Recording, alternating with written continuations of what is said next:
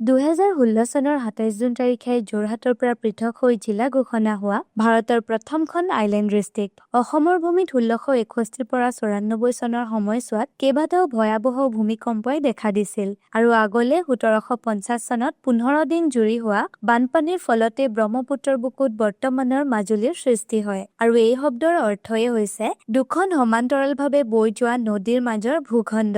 জিলাখনৰ মাটিকালি 880 বৰ্গ কিলোমিটাৰ আৰু RTO কোড AS29। ইয়াৰ উপৰি মাজুলী ৰাস আৰু মুখাশিল্পৰ বাবে পৃথিৱী বিখ্যাত। জিলাখন সংস্কৃতিৰ ভঁৰাল যদিও দিনক দিনে গৰাখহনীয়াই আকাৰত সৰু কৰি আনিছে, যাৰ ফলত ইয়াৰ সত্ৰসমূহৰ সংখ্যাও দিনক দিনে কমি গৈ আছে। মাজুলীৰ কেইখনমান উল্লেখযোগ্য সত্ৰ হ'ল কমলাবাৰী সত্ৰ, গড়মূৰ সত্ৰ, আউনীআটী সত্ৰ, চামগুৰি সত্ৰ, দক্ষিণপাট সত্ৰ ইত্যাদি।